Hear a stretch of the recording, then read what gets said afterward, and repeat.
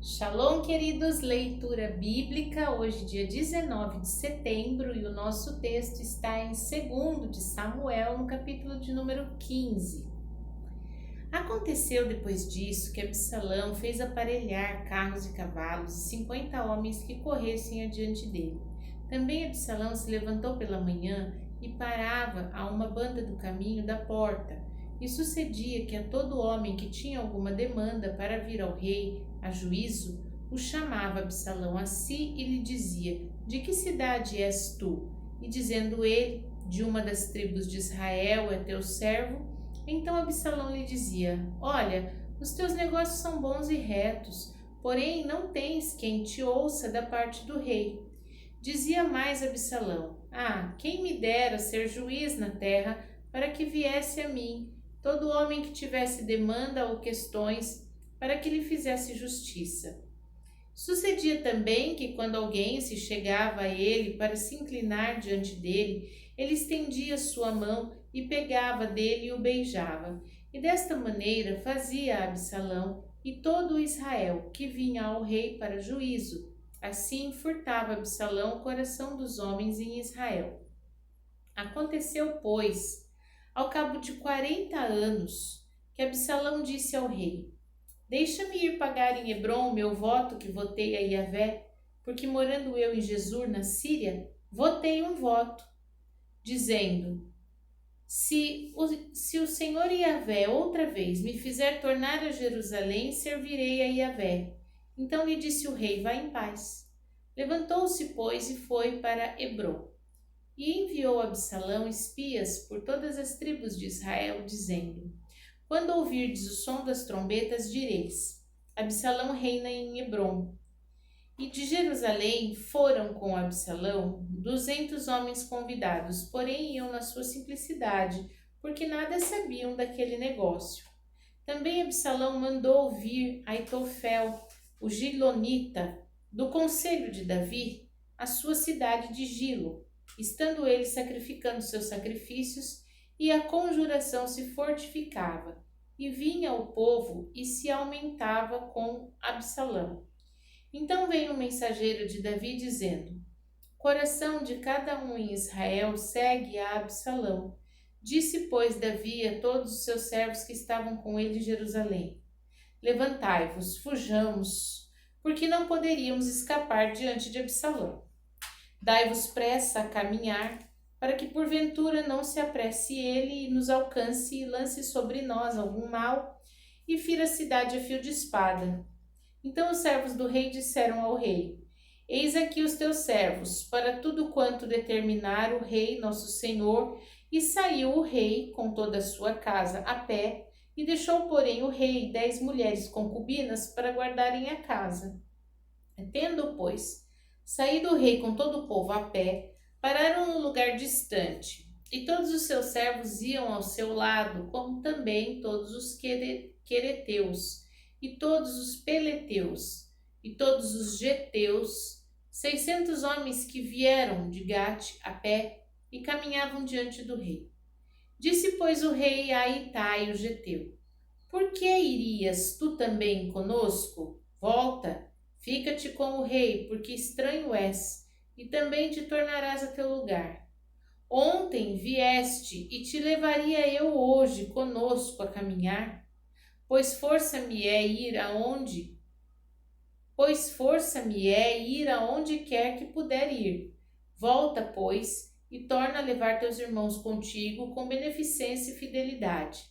Respondeu, porém, Itai ao rei e disse: Vive Iavé, vive o rei, meu senhor, que no lugar em que estiver o rei, meu senhor, seja para a morte, seja para a vida, aí certamente estará também teu servidor. Então Davi disse a Itai: Vem, pois, passa adiante. Assim passou Itai o geteu e todos os seus homens e todas as crianças que haviam com ele. E toda a terra chorava, grandes vozes, passando por todo o povo. Também o rei passou o ribeiro de Cedron, e passou todo o povo na direção do caminho do deserto. Eis que também Zadok ali estava, e com ele todos os levitas que levavam a arca do concerto de Deus. E puseram ali a arca de Deus e subiu Abiatar, até que o povo acabou de sair da cidade.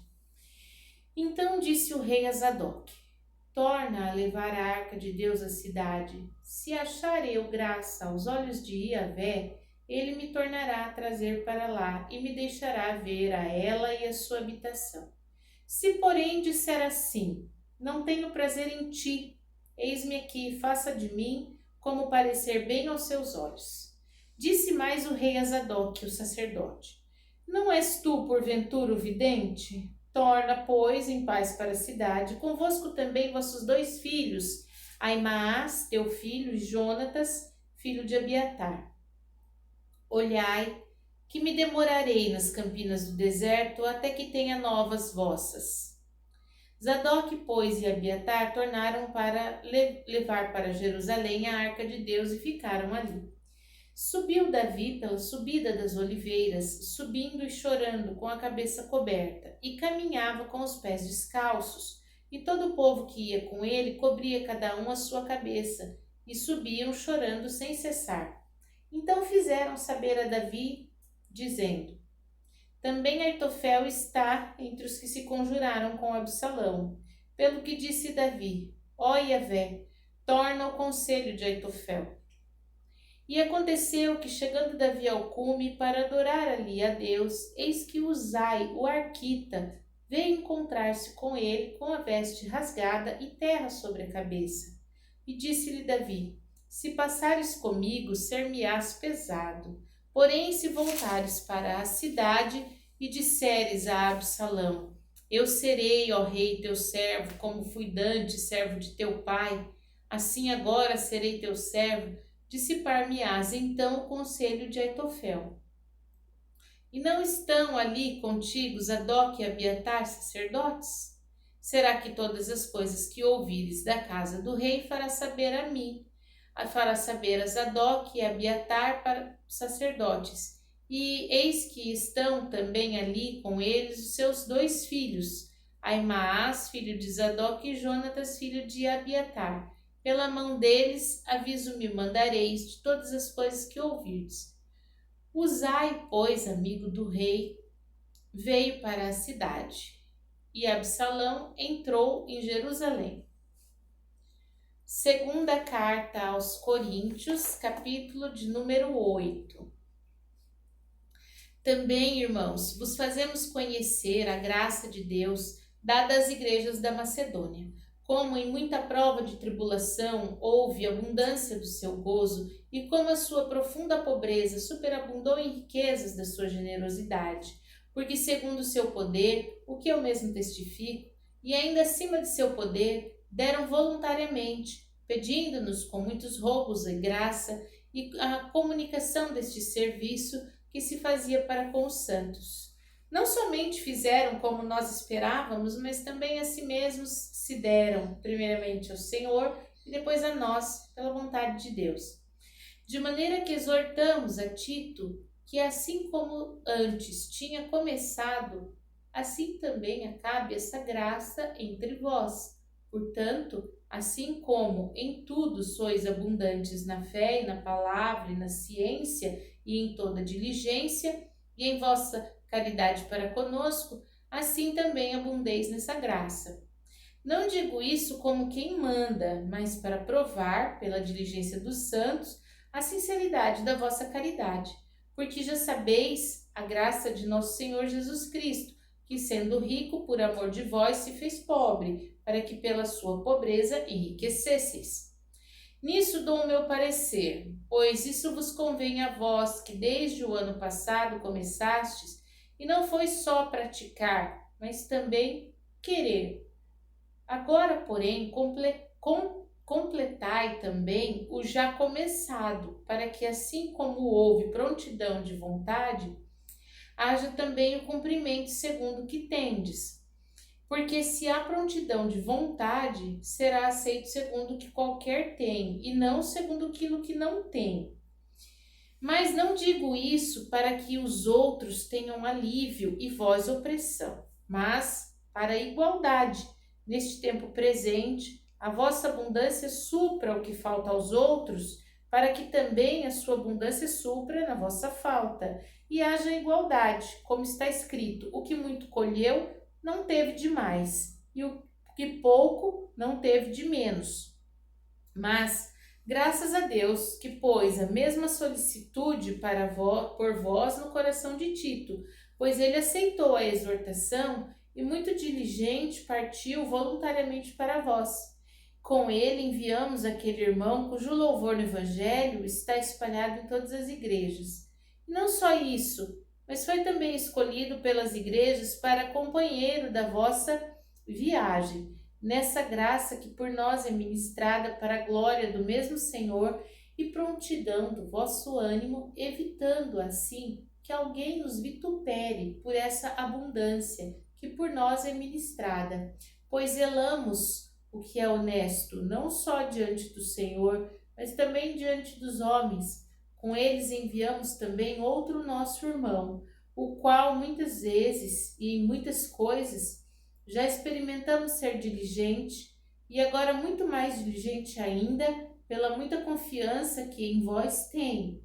Quanto a Tito, é meu companheiro e cooperador para convosco. Quanto a nossos irmãos, são embaixadores das igrejas da glória de Cristo. Portanto, mostrai para com eles, perante a face das igrejas, a prova da vossa caridade e da vossa glória acerca de vós. Ezequiel, capítulo de número 22. Veio a minha palavra de Yahvé dizendo: Tu, pois, ó filho do homem, julgarás a cidade sanguinária? Faze-lhe conhecer, pois, todas as suas abominações e dize: Assim diz o Senhor Jeová: Ai da cidade que derrama o sangue no meio dela, para que venha ao seu tempo, que faz ídolos contra si mesma para se contaminar. Pelo seu sangue que derramaste, que fizeste culpada, e pelos teus ídolos que fabricaste te contaminaste. Fizeste chegar os teus dias e vieste ao fim dos teus anos. Por isso eu te fiz o opróbrio das nações e o escárnio de todas as terras. As que estão perto e as que estão longe de ti escarnecerão de ti, infamada, cheia de inquietação. Eis que os príncipes de Israel, cada um conforme o seu poder, tiveram domínio sobre ti para derramarem o sangue. Ao pai e à mãe desprezaram em ti. Para com o estrangeiro usaram de opressão no meio de ti, e ao órfão e à viúva oprimiram em ti. As minhas coisas santas desprezaste, e os meus sábados profanaste. Homens caluniadores se acharam em ti para derramarem o sangue, e em ti sobre os montes comeram e perversidade cometeram no meio de ti. A vergonha do pai descobriram em ti, e a que estava impura na sua separação humilharam no meio de ti. Um cometeu abominação com a mulher do próximo, outro contaminou abominavelmente sua nora, outro humilhou no meio de ti sua irmã, filha de seu pai. Presentes se receberam no meio de ti para derramar sangue. Usura e lucro tomaste e usaste de avareza para com teu próximo, oprimindo-o, mas de mim te esqueceste, diz o Senhor Yahvé. Eis que já bati as mãos contra a tua avareza de que usaste e por causa de teu sangue que houve no meio de ti. Estará firme o teu coração? Estarão fortes as tuas mãos nos dias em que tratarei contigo? Eu, Yahvé, o disse e o farei. Espalhar-te-ei entre as nações e espalhar-te-ei pelas terras, e porei termo à tua imundícia, e tu serás profanada em ti mesma aos olhos das nações, e saberás que eu sou Yahvé. E veio a mim a palavra de Yahvé, dizendo: Filho do homem, a casa de Israel se tornou para mim escória. Todos eles são bronze, estanho, ferro, chumbo no meio do forno. Em escória de prata se tornaram. Portanto, assim diz o Senhor Yahvé: Pois que todos vós vos tornastes em escória, eis que eu vos ajuntarei no meio de Jerusalém. Como se ajuntam a prata e o bronze, o ferro e o chumbo, o estanho no meio do forno, para soprar o fogo sobre eles, a fim de se fundirem, assim vos ajuntarei na minha ira e no meu furor, e ali vos deixarei e fundirei. E congregar-vos-ei, e assoprarei sobre vós o fogo do meu furor, e sereis fundido no meio dela. Como se funde prata no meio do forno, assim serei fundidos no meio dela, e sabereis que eu, Yahvé, derramei o meu furor sobre vós. Veio a mim a palavra de Yahvé dizendo: Filho do homem, dize-lhe, tu és uma terra que não está purificada e que não tem chuva no dia da indignação. Conjuração dos teus profetas há no meio dela, como um leão que ruge e arrebata a presa. Eles devoram as almas, tesouros e coisas preciosas tomam, multiplicam as suas viúvas no meio dela, e os seus sacerdotes transgridem a minha lei e profanam as minhas coisas santas. Entre o santo e o profano não fazem diferença, nem discernem o impuro do puro, e de meus sábados escondem os seus olhos, e assim sou profanado no meio deles.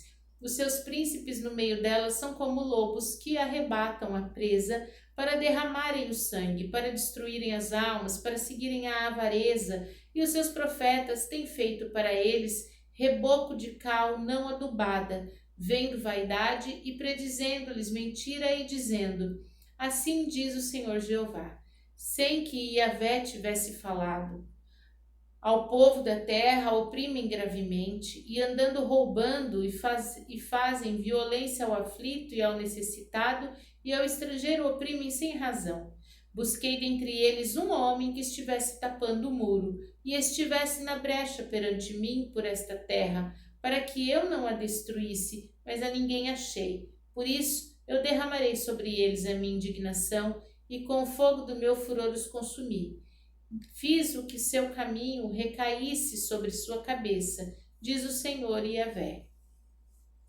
Amém? Vimos os nossos textos então no dia de hoje, em 2 de Samuel, no capítulo 15, que Absalão ficou ali ao derredor, né? E Davi trouxe o filho para perto dele, porém não estabeleceu um relacionamento com ele. Isso fez com que Absalão começasse a conquistar o povo, conquistar as pessoas ao derredor, trazendo para si, atraindo essas pessoas para levantar então uma cilada contra Davi, né? Nós precisamos clamar a Deus em todo tempo que abra os nossos olhos para nos livrar desse tipo de coisa, de pessoas que estão ao nosso derredor, têm algum relacionamento conosco, mas que possam tentar angariar ali para o seu lado, trazer para o seu lado mais pessoas que se levantem contra nós, que acabem por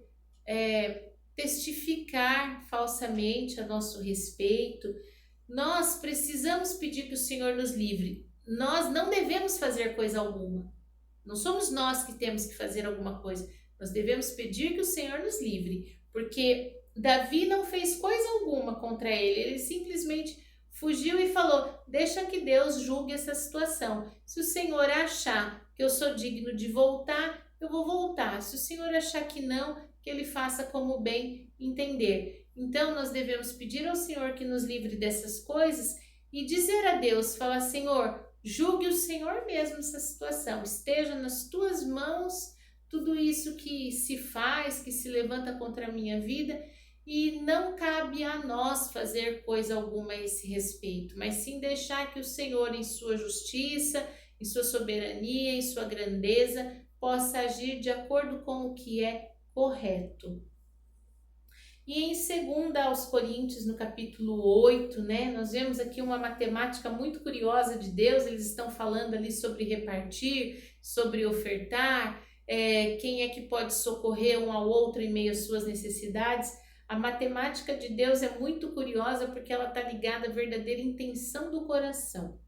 Então, quando o objetivo, né, está ligado à ambição, à avareza, quem quer guardar mais acaba tendo menos. Quem quer abençoar mais acaba tendo cada vez mais, né? Quanto mais ele se desprende, mais ele recebe, porque na matemática de Deus está muito ligada à generosidade, à gratidão, né? À bondade, e não à avareza, à ambição, à cobiça. Em Ezequiel 22, a gente aprende uma lição importante sobre orar pelo nosso país, pela nossa cidade, pelo nosso estado, né? Fala que o Senhor procurou uma pessoa que se colocasse na brecha. O Senhor procurou um só que pudesse orar pela nação. E se ele tivesse encontrado, ele não teria vindo com a destruição. Por isso, nós precisamos aprender que o que rege qualquer lei, qualquer governo, qualquer coisa, é a igreja, gente. É a igreja quem governa através da oração. Nós precisamos aprender a orar pela nossa nação e por todo o mundo. E quando a noiva se levantar nesse compromisso, aí sim nós teremos novas rédeas. Amém? Vamos orar? Pai Santo, bendito, maravilhoso, fiel, justo, nós te bendizemos e damos graças ao seu nome, porque o Senhor é bom. Pai, clamamos a Ti, ó Deus, que o Teu poder esteja sobre as nossas vidas, nos livrando de todo mal, nos guardando, que o Senhor seja o dono de todas as circunstâncias que se levantam contra nós, nos livrando, Pai, de todo o assédio, de toda a maldade, de toda cilada, e que nós possamos nos preocupar de fato com aquilo que tem valor, com abençoar o próximo, fazer o bem, suprir os nossos irmãos, compartilhar o que temos e que o Senhor, Pai, possa nos dar um coração disposto a orar pela nossa terra e assim que seja sarada a nossa terra quando a igreja, quando cada um de nós tiver um posicionamento de clamar ao Senhor por uma bênção sobre essa terra que o Senhor nos deu, sobre o nosso planeta, sobre o mundo todo, sobre as circunstâncias que nos afligem, que nos alcançam, sobre os governos, sobre as mazelas. Ensina-nos, ó Deus, a importância de tudo isso. Te louvamos e agradecemos por todo o aprendizado. Em nome de Jesus, amém. Shalom.